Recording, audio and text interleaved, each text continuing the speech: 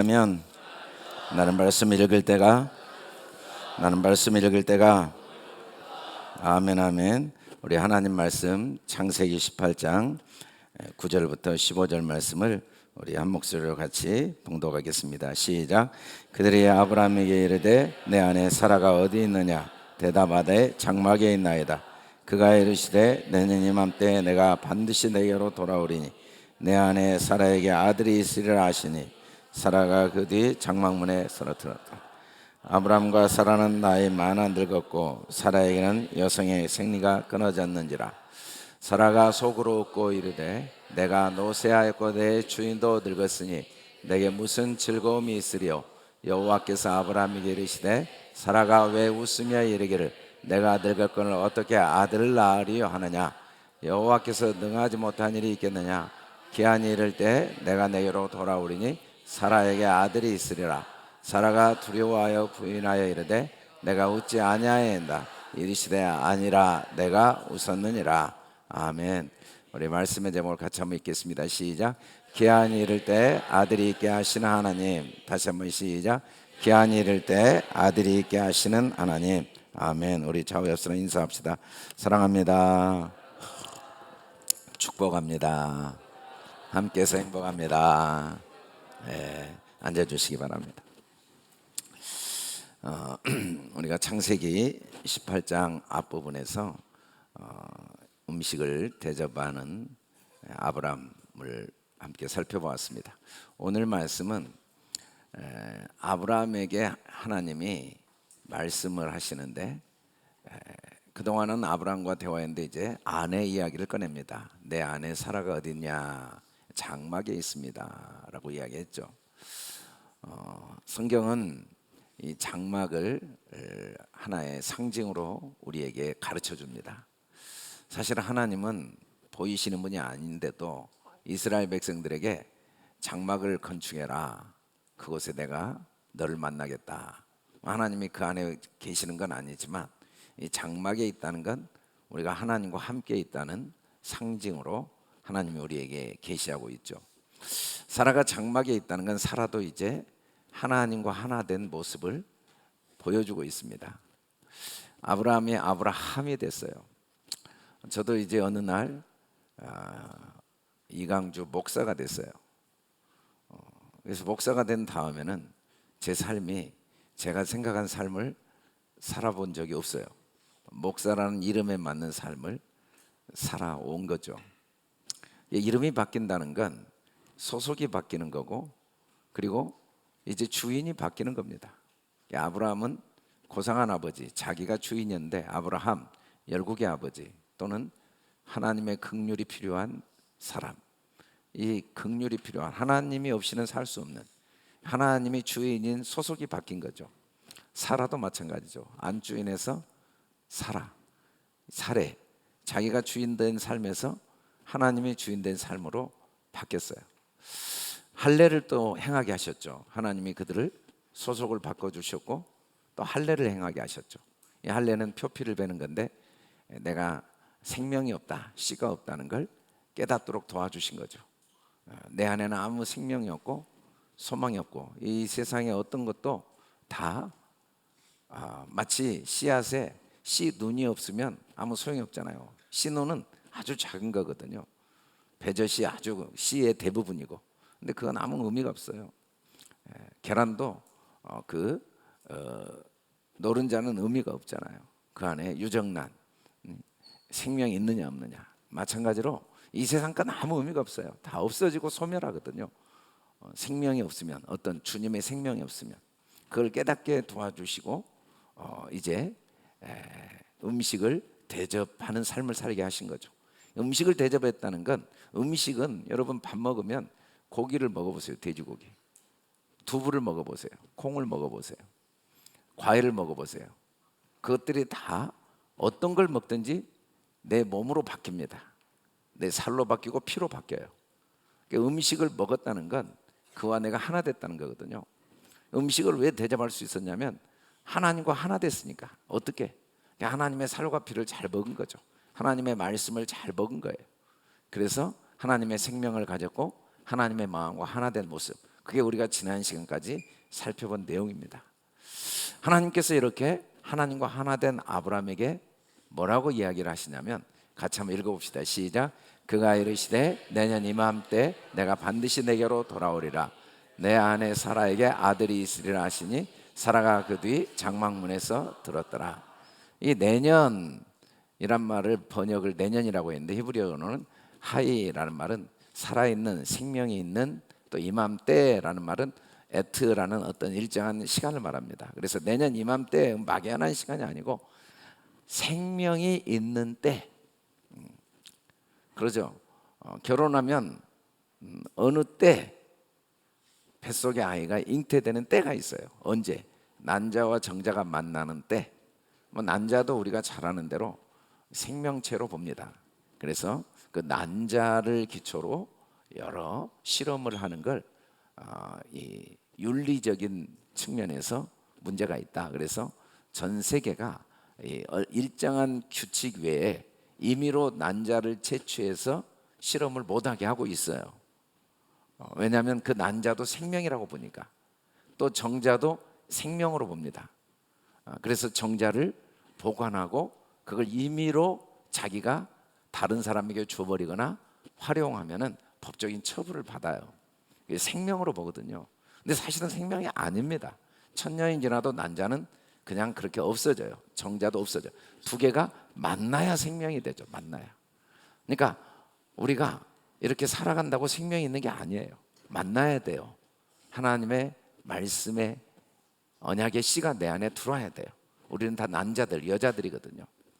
그래서 내년 이맘때라는 말은 하나님의 언약의 씨가 간직되어 생명이 있는 때, 생명이 있는 때, 그때부터 이제 하나님이 구체적인 하나님이 계획하신 일을 이루시고자 말씀하고 계시죠. 그래서 결론적으로 내년 이맘때는 소생하는 그때, 다른 말로 하면 생명이 잉태될 준비가 다 된 때, 생명 잉태될 준비가 다 된 때, 우리가 이제 결혼을 해서 가정을 이루고, 그리고 부부가 서로에 대한 삶의 책임을 질 때 자녀를 출산해야 되는데, 만일에 결혼도 하지 않고 또 각자에 대한 책임도 없는 상태에서 아이를 잉태하면 아이도 불행하고 부모도 불행하고 사회적으로 굉장히 많은 문제를 야기하죠. 마찬가지입니다. 신앙도 때가 있어요. 때. 하나님의 때가 있어요. 언제? 하나님의 생명이 소생할 수 있는 때, 그 준비된 때가 왔다는 거죠. 하나님이 보시기에. 그래서 반드시 내가 내게로 돌아오리니, 반드시라는 말도 슈브고 돌아오리니라도 슈브입니다. 슈브는 창세기 3장에서 여러 번 이야기했는데, 이 슈브는 하나님의 살리심으로 살아나는 거예요. 그러니까 슈브는 뭐냐면, 땅을 씨앗을 심으면 반드시 봄이 되면 싹이 나고, 그리고 때가 되면 열매를 맺는 이 상태를 슈브라고 그래요. 그래서 우리 한글 번역은 반드시 돌아오리니, 내게로 돌아오니, 그렇게 번역했는데 원어는 슈브 아슈브, 돌아오고 돌아온다, 반드시 회복시키고 회복시킨다를 이제 반드시 돌아오리니 이렇게 이야기했어요. 하나님이 이 세상을 왜 만드셨습니까? 아무 생각 없이 만드시거나 목적 없이 만드시지 않았다고요. 그 목적은 뭐냐면 우리를 다시 살리시는, 우리를 이 땅에 태어나 늙고 병들고 죽는 그런 존재로 만드신 게 아니에요. 물론 한번 죽죠. 그러나 때가 되면 다시 살리시는 목적을 가지고 하나님이 우리를 창조하신 거예요. 그래서 우리는 반드시 하나님의 살리심으로, 슈브와 슈브, 반드시 살리심으로 하나님이 살려놓으시기 위해서, 영원한 생명을 주시기 위해서 우리를 이 땅에 보내신 거죠. 그냥 살다 보면 오는 순서는 있지만 가는 순서가 너무 달라요. 어떤 아이들은 어린아이 때 태어나자마자 소아 암에 걸려서, 어떤 분은 한참 정말 청소년 때, 청년 때, 이제 막 결혼한 부부, 아이를 남겨놓은 그 젊은 부부들, 어떤 분은 나이 들어서, 여러 형태로 우리가 죽음을 맞이할 때 그 죽음이 끝이 나면 인생이 너무 허무하고 슬프겠죠. 그러나 언제 죽었느냐가 중요하지 않아요. 어떻게 죽었느냐가 전혀 중요하지 않아요. 돌에 맞아 죽었느냐, 칼에 찔려 죽었느냐, 불에 타 죽었느냐, 어떻게 죽었느냐가 중요하지 않아요. 왜? 결국은 슈브, 다시 돌아오실 거니까, 다시 살리시는 목적으로. 그래서 이 땅에 우리가 살아가면서 절대 슬프지 않는 이유가, 허무하지 않는 이유가, 그 과정은 어떻게 됐든 결론은 우리를 하나님은 살리시는 분이니까. 도둑이 오는 건 도적질하고 죽어 멸망시키는 뿐이요, 그러죠. 우리에게는 많은 도둑이 있어요. 우리 생명을 앗아가고 우리 안에 모든 삶의 평안과 기쁨을 앗아가는 도적들이 많이 있어요. 그러나 상관없어요. 도적이 와서 다 뺏어가지만 주님이 오셔서 우리를 다시 슈브, 생명을 얻게 하고 슈브, 더 풍성하게 결국 만들어주세요. 언제? 때가 되면, 때가. 그 때를 하나님은 향하여 우리를 인도하고 계시는 거죠. 그때 어떻게 하나님은 우리를 회복시키시는가? 내 안에 사라에게 아들이 있으리라. 사라는 결국 아들을 낳았지만 자기가 아들을 낳으려고 생각한 적도 없고 자기가 아들을 낳을 능력도 없습니다. 딸을 낳을지 아들을 낳을지 몰라요. 그러나 결과적으로 사라는 이삭을 낳았어요. 왜 낳았냐면 하나님이 약속하셨기 때문에 낳은 거예요. 하나님의 언약이 먼저 있고 하나님의 약속이 있고 그리고 항상 결과가 있어요. 우리는 눈에 보이는 결과를 먼저 잡으려고 그래요. 씨를 심어야 때가 되면 열매를 거두지 씨가 없이 열매를 거둘 수는 없는 거예요. 그래서 하나님은 우리가 먼저 하나님의 언약을 잘 간직하기를 원하세요. 그래야 때가 되면 아들을 낳으니까. 하나님이 먼저 내년 이맘때 아들이 있으리라는 약속을 주셨죠. 약속. 그래서 결국은 사라는 아들을 낳았지만 사라가 아들을 낳은 게 아니고 하나님이 먼저 언약을 주신 거죠. 이 일은 하나님이 창세부터 영원까지 하나님의 역사 방법이에요. 인간이 범죄했을 때 하나님은 오히려 언약하십니다. 아담과 하와가 범죄했을 때 뭐라고 합니까? 여자의 후손이 그 머리를 상하게 할 것이다. 너는 발꿈치만 상하고 그 머리를 상하게, 죽음을, 심판을, 저주를 이기게 하는 아들을 주실 거다. 언약을 하신 거예요. 죄는 아담과 하와가 졌지만 문제는 하나님이 해결하시는 거죠. 어떻게? 언약의 말씀으로. 이 말씀이 아브라함 때 와서는 내 몸의 날짜가 내 상속자다. 또 언약을 하세요. 너에게 아들을 주겠다. 하나님이 언약을 하시고 그 언약을 이루어가시는 과정에서 우리가 할 일은 그 하나님의 언약의 말씀을 간직하는 거죠. 그 아들이 어떤 역할을 하는가? 내 씨로 크게 번성하고 하늘의 별 같고 바다의 모래 같이 하여 내 씨로 그 대적의 성문을 차지하리라. 그 아들 때문에 대적들이 성문을 다 빼앗기게 된다는 거죠. 천하 만민이 복을 받게 된다고 약속했어요. 그리고 때가 참에 이 씨가 결국은 예수 그리스도였습니다. 예수 그리스도, 하나님의 아들이죠. 하나님 여자에게 낳으셔서 율법 아래에 낳으신 예수 그리스도. 사실은 사라가 잉태한 아들은 장차 우리를 위해 하나님이 보내신 예수 그리스도를 잉태한 거예요.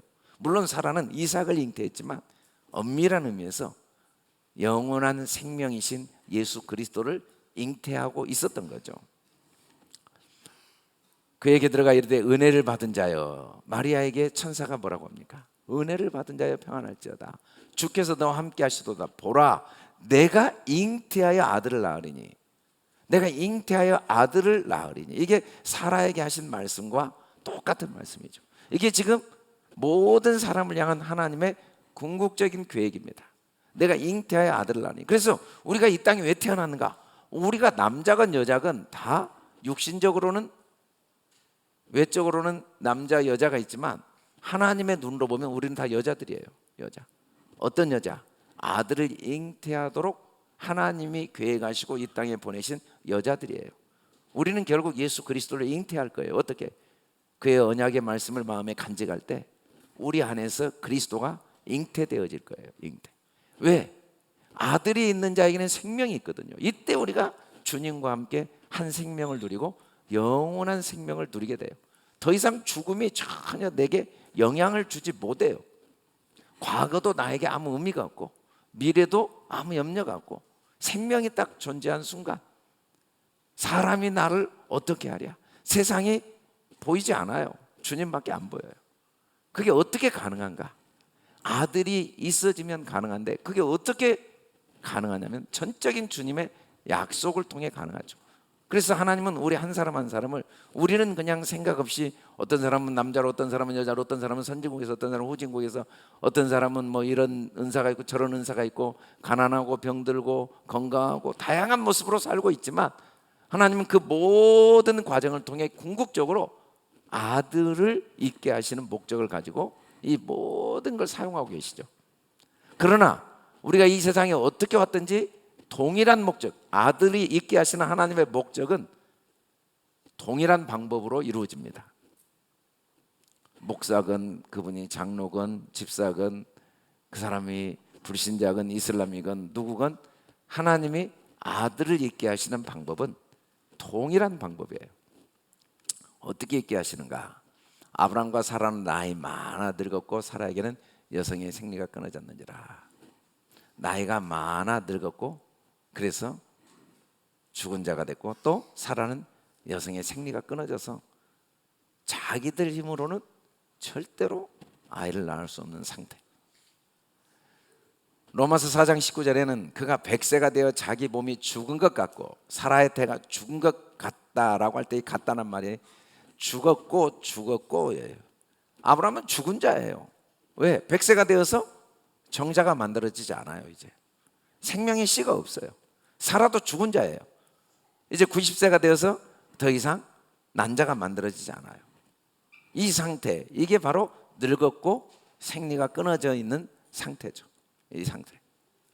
이건 다른 말로 하면 율법의 행위로 그 앞에 의롭다 하심을 얻을 육체가 없는 걸 깨달은 거죠. 깨달은 거. 아, 나는 죄로 인해 지옥 가고 영원한 멸망을 받을 수밖에 없구나. 내가 돈을 벌건 명예를 얻건 권력을 얻건 내가 이 세상에 남들에게 인정을 받건 내가 별짓을 다 해도 그건 다 허무한 거고 헛되며 헛되고 헛된 거고 결국은 영원한 지옥불에 들어가는 길이구나 라는 걸 깨닫는 게 늙었고와 똑같은 의미죠. 다윗이 왕이 되어서 그가 깨닫고 고백한 게, 다윗 왕이 여호와 앞에 들어가 앉아서 이르되 주 여호와여, 나는 누구이며 내 집이 무엇이기에 나를 여기까지 이르게 하셨나이까? 내가 누구입니까? 나는 죽은 개와 같습니다. 나는 아무것도 아닙니다. 이 늙었고 끊어졌어요.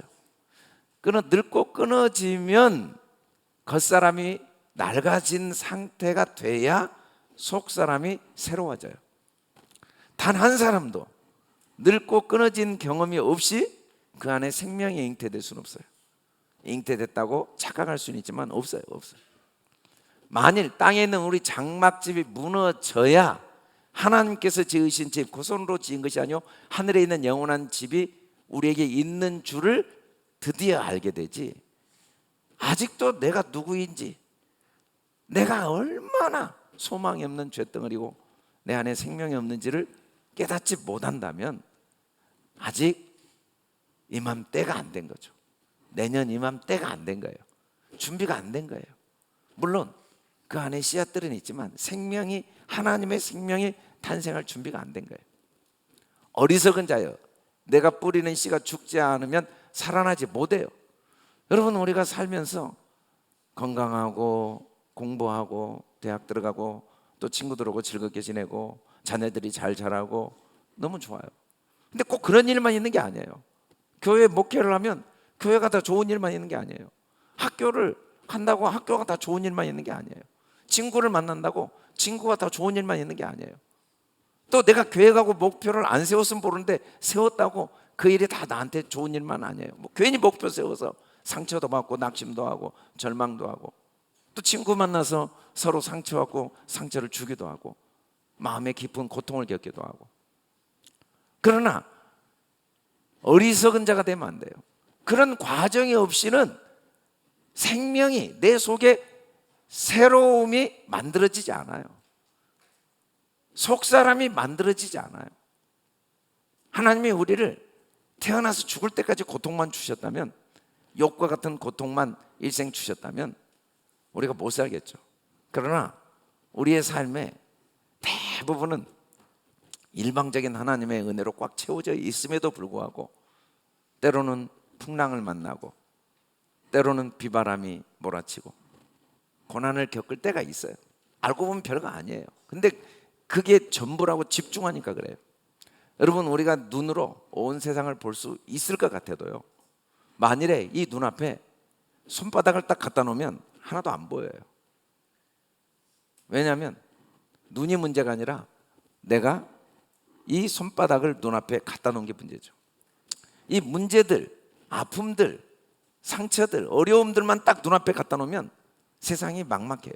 그러나 사실은 그 문제들은 나를 살아나게 하시기 위한 하나님의 손길이에요. 이 썩을 것이 반드시 썩지 아니할 것을 입겠고 이 죽을 것이 죽지 아니함을 반드시 입게 되기 위해서는 썩어야 돼요. 죽어야 돼요. 어려움이 있고 고난이 있고 내 한계를 깨달아야 내 속사람이 새롭게 되지, 그러지 않고는 안 되는 거죠. 사라는 이때 어떻게 됐는가? 늙고 생명이 끊어진 이때 사라가 속으로 웃고 이르되 내가 노쇠하였고 내 주인이 늙었으니 내가 무슨 즐거움이 있으리요. 이 속으로 웃고, 도대체 속으로 웃었단 말이 뭔 말일까? 이 속으로 케레브란 말이 심장, 내장, 그 몸 깊은 곳, 마음속 깊은 곳, 그 배에서부터 웃었어요. 웃어. 어떤 웃음을 웃었냐면 내게 무슨 즐거움이 있으리요. 그렇게 웃었다고 성경은 말해요. 사라는 그랬어요. 근데 하나님이 아브라함에게 말씀하십니다. 사라가 왜 웃냐? 왜 웃냐? 속으로 웃었는데, 겉으로 웃은 건 절대 아니었는데 왜 웃냐? 또 내가 늙었거늘 어떻게 아들을 낳으려 하느냐? 그렇게 말한 적 없거든요. 사라가 뭐라고 했냐면 내게 무슨 즐거움이 있으리요. 이 말은 난 참 슬프다. 나는 참 불쌍하다. 나는 비참하다. 왜? 나는 이제 경수가 끊어져서 나는 더 이상 소망이 없다. 나이는 늙어가고 몸은 노쇠해가고 내가 무슨 희망이 있겠냐? 남들은 다 자녀를 안고 자녀를 기르면서 즐거움을 맛보는데 나도 즐거움이 많이 있지만 이 세상에 제일 큰 즐거움, 자녀를 낳고 안아보고 그 자녀에게 사랑을 나눠주는 그 즐거움은 나는 없다. 왜? 내가 늙어서 아들을 낳을 수가 없으니까. 이 웃음은 쓴 웃음이죠. 슬픔의 웃음, 고통의 웃음, 창자가 찢어지는 웃음이죠. 웃음도 종류가 많아요. 이 웃음은 자책의 웃음이고, 그리고 자기 자신에 대한 연민과 슬픔의 웃음이죠. 하나님이 왜 웃냐? 그리고 속으로 웃었는데 이걸 왜 웃냐라고 하나님 말씀하시죠. 왜 웃냐? 그리고 내게 무슨 즐거움이 있으리요? 그렇게만 생각했는데 내가 늙었거늘 어떻게 아들을 낳으려? 그렇게 말한 것으로 해석을 하고 계신 거죠. 자기 자신에 대해서 자포자기하고 있는 것으로 해석하죠. 사무엘상 1장 15절에 보면 한나가 성전에 기도를 하는데 제사장 엘리가 와서 왜 대낮도 술 먹고 취해가지고 그렇게 술주정을 하냐? 그러니까 한나가 내 주여 그렇지 아니하니이다. 나는 마음이 슬픈 여자라. 포도주나 독주를 마신 것이 아니요 여호와 앞에 내 심정을 통한 것뿐입니다.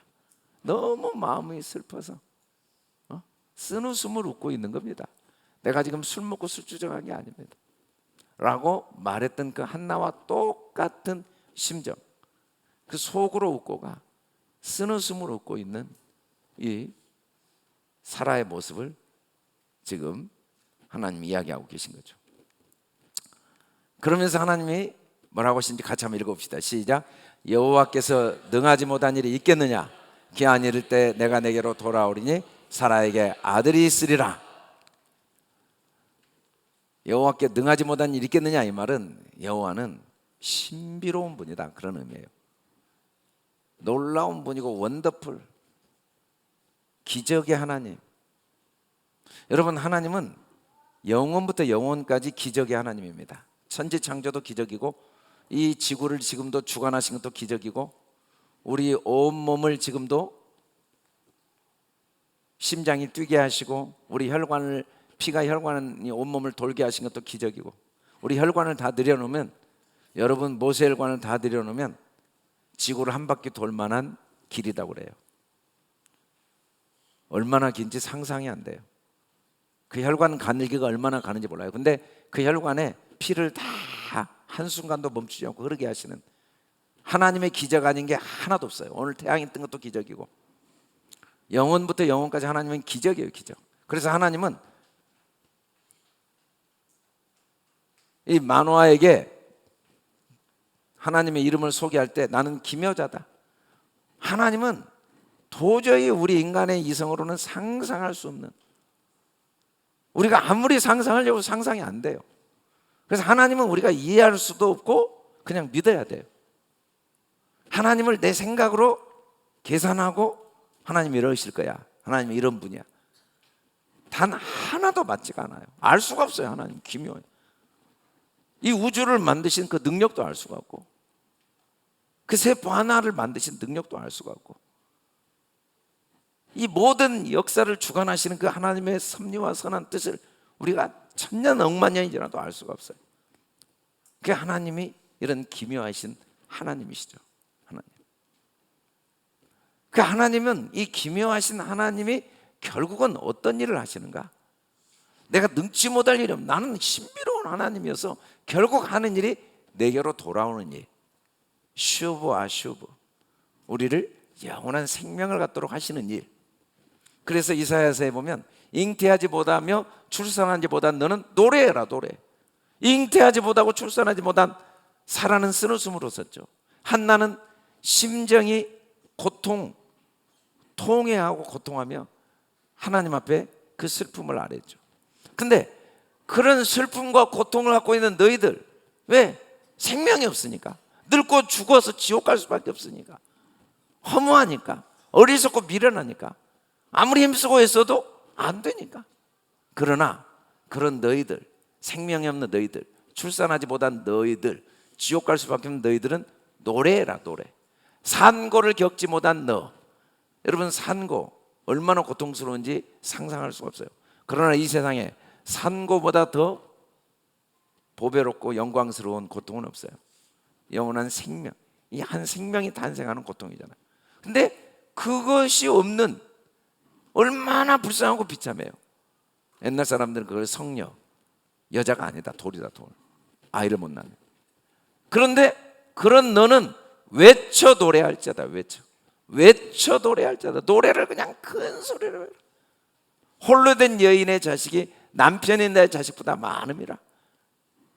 내가 그냥 잉태도 못하고 출산도 못하고 산고도 못 겪는 홀로 된 여인인데, 뭐 이혼한 여인이란 말이 아니라 아무것도 없는 홀로 된 여인인데 남편인 내 자식보다 훨씬 많게 된다. 그래서 노래하고 외쳐라. 왜? 너를 지으신 이가 내 남편이시기 때문에. 이는 너를 지으신 이가 내 남편이시라. 그의 이름은 만군의 여호와시며 내 구속자이신 이스라엘의 거룩한 이시라. 그는 온 땅의 하나님이라. 하나님은 우리의 남편 되셔서 마침내 돌아오십니다. 알 수가 없어요. 얼마나 신비로운 분인지. 내년 이맘때가 되면 반드시 돌아오세요. 결국은 이맘때를 향해 우리를 인도하세요. 결국은 우리 안에 하루하루 생명이 풍성해지는, 생명이 있어야 그 생명이 풍성해지죠. 때가 돼야 생명을 주시고, 주신 생명이 풍성케 하여 남편 없는 자보다 더 많은 자녀를 낳는 삶, 그 삶을 향하여 하나님은 우리를 이 땅에 보내셔서 우리를 지금까지 인도하셨고 또 앞으로 인도하신다는 거죠.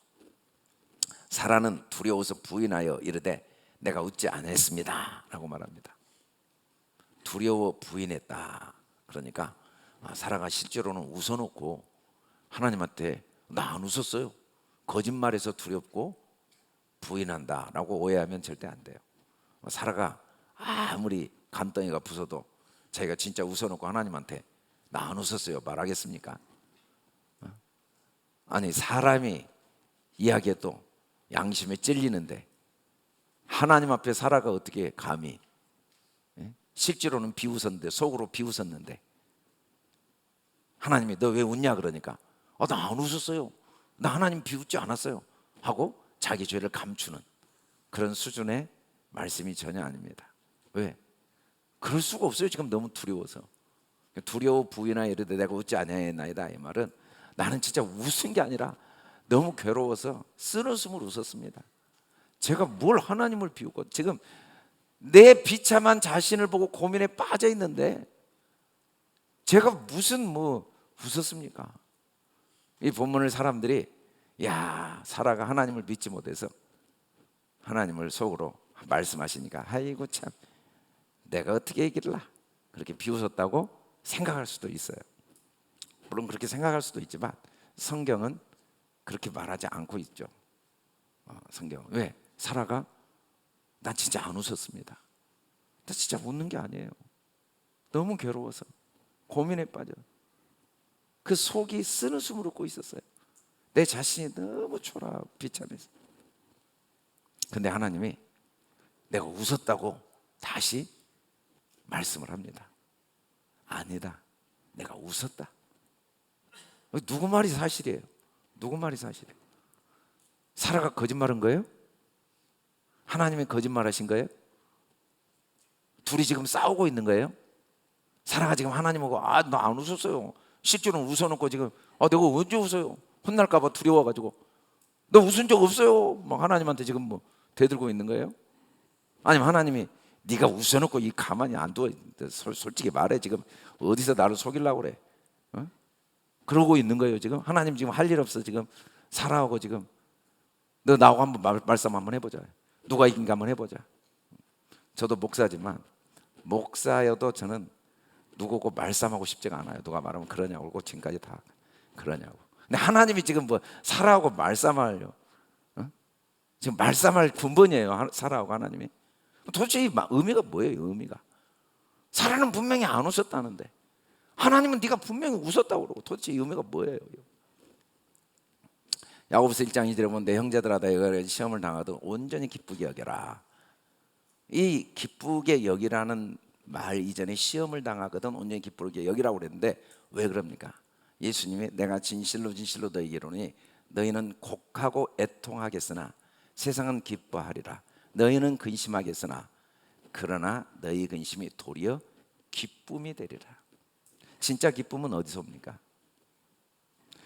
우리가 진짜 기쁠 때를 표현할 때 배꼽이 빠지게 웃었다고 그러는데 사실 이 배꼽이 빠진 건 귀 빠지고 배꼽 빠지고 그러면 아기가 태어난 거예요. 근데 배꼽 빠지는 게 쉬운 일이 아니에요. 여러분 아이들 딱 보면요, 처음에 배꼽을 몰아놓으면 최하 일주일은 그곳이 그대로 빨갛게 있다가 배꼽이 떨어져 나가면 야 이제 사람 된 거죠. 배꼽 빠져야. 귀만 빠진다고 사람 안 돼요. 귀가 빠져나오고 그 배꼽이 떨어져 나가야 돼요. 그러니까 얼마나 아픈지 몰라요 사실은. 잘못 덧나고 그래서 소독을 잘 해줘야 돼요. 그러나 그 아픔이 최고의 기쁨이에요. 아이가 배꼽 빠지면 진짜 이제 지가 스스로 살 수 있게 된 거거든요. 진짜 기쁨은 산통 이후에 오죠. 진짜 곡하고 애통하는 이 곡하고 애통이 뭡니까? 구체적으로 예수님이 뭐라고 했냐면 사라의 웃음은 여자가 해산하게 되면 그때가 이르렀으므로 근심하나. 사실은 사라의 웃음은 견딜 수 없는 근심의 웃음이에요. 자기가 죽어버린 웃음이거든요. 해산은 죽음의 고통입니다. 근데 그걸 통해 아들이 있게 되잖아요. 그걸 통해 아들이 있게 돼요. 아이를 낳으면 세상 난 기쁨으로 말미암아 그 고통을 다시 기억지 아니하느니라. 아들을 낳는 이 기쁨이 죽음의 고통과 똑같아요. 밖에서는 그 아이의 울음소리를 듣고 온 가족이 견딜 수 없는 웃음이 만면에 퍼져 나오는데 안에서는 아이는 통곡하고 울거든요. 그게 생명 탄생이에요. 지금은 너희가 근심하나 내가 다시 너희를 보니 너희 마음이 기쁠 것이요 너희 기쁨을 빼앗을 자가 없다. 이 고통을 통한 기쁨, 이건 빼앗을 자가 없습니다. 절망을 통한 기쁨, 내가 정말 죽은 자인 걸 깨달은 후에 오는 기쁨, 내 안에 소망이 하나도 없는 걸 알고 난 다음에 그 주님의 은혜를 깨달은 기쁨, 기쁨이 다 달라요. 말씀을 통해 내가 완전히 죽어진 자에게 주신 그리스도의 탄생, 내 안에 예수 그리스도의 생명이 주어진 자의 은혜와 내가 얼마나 소망이 없고 늙고 완전히 생명이 끊어진 자인가를 깨닫지 못한 자가 예수 그리스도를 통해 주신 은혜의 기쁨은 차원이 달라요. 사라의 이 기쁨, 이 기쁨은 빼앗기지 않는 기쁨, 마음 속에서 우러나온 기쁨, 이것을 너에게 이르는 것은 너희로 내 안에서 평안을 누리게 하는 거예요. 세상에서는 너희가 환난을 당하나 담대하라. 세상에 어떤 것도 빼앗을 수 없는 기쁨, 이 사라의 웃음을 주님은 지금 말씀하고 있죠. 너는 지금 웃고 있는 거야. 너 지금 너무 고통스러워하지만 이게 진짜 너에게 참된 내가 주는 기쁨이야. 오늘 우리가 영상을 봤어요. 승산이 있어 보이지 않는데 포기하지 않아요. 포기하지. 오늘 나 이걸 보는데 5분 내내 웃었어요. 쟤는 아주 죽으려고 그러는데 계속 웃음만 나오더라고요. 아주 죽으려고 그러는데 너무 웃겨가지고 배꼽 빠진 줄 알았어요. 보는데 인상 막 쓰고 하는 이 모습이 너무 웃기는 거예요. 너무 웃겨. 모두 끝났다고 할 때 믿음의 줄을 놓지 않는데 주님이 벼랑 끝에서 있는 나를 보실 때, 기도의 줄을 놓지 않고 저렇게 괴로워할 때 주님이 역전시키시는 그 주님이 어떻게 보신지 압니까? 우리를 웃고 보세요. 웃고 보세요. 주님은 우리를 보고 웃고 계세요. 제가 손주를 키워보면 많이 울어요. 밤에 데리고 자면 울어. 그럼 웃음밖에 안 나와. 왜? 배고프다고? 기저귀 갈아주라고? 울어야 돼요. 애기가 안 울면 얘는 죽어버려요. 왜? 나는 몰라요. 얘가 언제 배고픈지. 언제 배고픈지를 몰라요. 내가 언제 똥오줌 쌌는지 몰라요. 얘는 우는데 나는 웃어요. 우리는 우는데 주님은 웃으십니다. 왜? 그 다음에 진짜 기쁨이 오니까. 그래서 주님이 이야기하신 거예요. 너 쓴웃음 웃고 있었냐? 그게 너 웃고 있는 거다. 그게 진짜 웃음이다. 너는 웃었다. 웃어. 우리 애들 보면 진짜 웃음밖에 안 나와. 막 애들 키우면서 하고 더 세게 울수록 더 웃음이 나와. 아이고 그래 배고프다고. 아이고 이 귀여운 거 대견한 거. 그래요. 우리는 그냥 너무 괴롭죠. 아직도 죄짓고 아직도 연약하고 상처받고 걱정되고 낙심되고. 근데 주님 보실 때는 다 웃고 계세요. 아이고 이 귀여운 거. 그렇게 어쩔 수 없이 그 과정이 필요하니까. 그래서 너를 웃게 하실 거다. 너는 웃어가고 있는 과정이야. 이 과정이 없이 어떻게 웃겠어요? 여호와를 찬송하며 감사할지어다. 왜? 노여움이 있죠. 우리에게 우리의 허물과 죄로 주님이 우리를 징계하실 때가 있어요. 그건 잠깐이에요. 그의 은총이 평생입니다. 저녁에 울음을 울 때가 있어요. 울음이 깃들 수밖에 없는 때가 있어요. 그러나 아침에 기쁨이 옵니다. 그게 진짜 웃음이에요. 일이 잘 되고 뜻대로 모든 게 돼서 웃는 웃음과는 비교가 안 돼요. 늙어버리고 생명이 끊어진 다음에 주님이 살리신 살리심으로 그의 은혜가 얼마나 놀랍고 그의 사랑이 얼마나 신실한가가 깨달아지고 더 이상 나에 대한 소망을 두지 않고 이 주님 한 분이 소망이 될 때 오는 그 기쁨, 그 기쁨을 향해 가는 과정이 시간이 걸리죠. 어린아이가 자라는 과정이 시간이 걸리듯이 나의 슬픔을 변화해 춤이 되게 하시고 나의 베옷을 벗기고 기쁨으로 띠띠우시는 주님. 우리는 벗어야 돼요. 너희는 유혹 욕심을 따라 썩어지는 구습을 쫓는 옛사람이 벗어지는 고통이에요. 여러분 껍질이 벗기는 고통 한번 경험해 봤어요? 살점이 뜯기고 그곳에 뜨거운 물이 묻고 찬물이 묻을 때의 고통, 힘들죠. 그러나 그렇게 벗겨져야 새 사람을 입거든요. 그래서 주님이 우리의 이 아픔과 고통의 모습을 보시고 우리는 궁금해요. 왜 가만히 계시는지, 주님이 왜 내가 이렇게 괴로울 때, 전능하시다는데, 능치 못할 일이 없다는데 왜 문제를 바로 해결 안 해주시는지, 내가 이렇게 공부 때문에 괴로우면 머리 좀 딱 좋게 하시고, 다니엘처럼 돈 때문에 괴로우면 돈 딱 주시고, 둘이 싸워서 괴로워하면 딱 둘이 그냥 마음을 딱 바꿔주시고, 병 때문에 괴로워하면 병 딱 낫게 해주시고, 왜 이런 일이 내게는 안 일어날까? 주님은 전능하시다는데 반드시 일어나요. 한 명도 안 빼고 일어나요. 다 해결돼요. 완전히 해결돼요. 그러나 때가 있어요. 때. 반드시 한 사람도 빠짐없이 하나님은 우리를 슈브, 우리에게 돌아오셔서 아들이 있게 하시고, 다시는 병이 없고 상함도 없고 고통도 없고 아픔도 없고 갈등도 없고 눈물도 없고 고가는 것도 애통하는 것도 없는 우리를 반드시 만드세요. 이 세상의 고통을 지켜보신 게 아니라 반드시 돌아오셔서 반드시 아들이 있게 하시고 반드시 웃음을 주시지만 과정이 필요한 거죠. 벗어버리는 과정이. 죽어야 살아나니까. 죽어야. 기한이 이를 때 아들이 있습니다. 무릇 징계가 당시에 즐거워 보이지 않고 슬퍼 보이나 후에 기한이 있어요.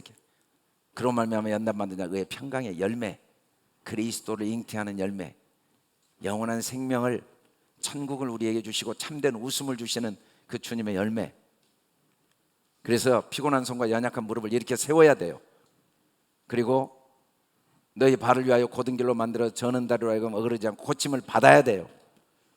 우리 힘으로는 피곤한 손과 연약한 무릎을 이렇게 세울 수 없지만 주님께 고침을 받으면 아무리 징계가 힘들고 어려워도 그걸 후에 맺을 열매를 바라보면서 인내로 갈 수가 있어요. 진짜 능력이 뭔지 압니까? 매 순간 조금 더 힘든 걸 선택할 줄 아는 능력, 조금 더 쉬운 걸 선택하는 능력은 참 어리석고 불행한 거예요. 어릴 때부터 조금 힘든 걸 선택하는 능력, 그걸 특권으로 여기는 능력. 왜? 해산의 수고가 없이는 그리스도 형상으로 자라지를 못하니까. 나의 자녀들아, 우리는 주님의 자녀이기 때문에 우리가 계속 그리스도의 형상으로 자라도록 해산의 수고. 산통은 처음에 5분 간격으로 오다가 3분, 2분, 1분. 왜? 신앙생활에 하면 할수록 기도할 것도 많고 지켜야 할 것도 많고 순종할 것도 많고 고난이 많습니까? 아니에요. 그 과정을 통해 나를 만들어 가시는 주님의 사랑의 손길이고, 그 아픔을 보고 대견히 여기시면서 울고 있는 나를 보고 웃으시는 주님의 그 소망의 눈이에요. 우리가 다 하나님의 아들을 믿는 것과 아는 일에 어려울 때 우리는 두 가지만 해야 돼요. 믿음을 더 견고하게 해야 돼요. 아멘. 그러면 고침을 받아요. 아멘. 주님을 더 알아가는 기회가 돼야 돼요. 아멘. 내가 얼마나 큰 죄인이고 하나님이 나를 얼마나 사랑하시고 있는가를 계속 배워가고 알아가는 과정으로 모든 걸 사용할 때 그리스도의 장성한 분량에 충만하게 될 줄 믿습니다. 우리 소망이 뭡니까? 우리 소망, 보이는 게 소망이 아니에요. 보이지 않는 영원한 소망, 그리스도의 장성한 분량까지 자라는 거. 어떻게 자라겠습니까? 해산의 수고 없이는 자라지 못해요. 징계가 즐거워 보이지 않죠. 괴롭죠. 그때 우리는 뭐 해야 됩니까? 오히려 이때 믿음을 더 배우는 기회, 주님을 더 사랑을 알아가는 기회가 될 때 주님이 우리를 견딜 수 없는 그 기쁨들이 채워지고 세상에 빼앗을 수 없는 참된 기쁨, 웃음을 웃게 하는 열매를 맺는, 그리스도의 열매를 맺는, 생명의 열매를 맺는, 그리스도의 장성한 분량까지 자라게 하시는 그 주님의 축복이 저와 여러분에게 임하게 될 줄 믿습니다. 우리 다 같이 일어나 선포하겠습니다.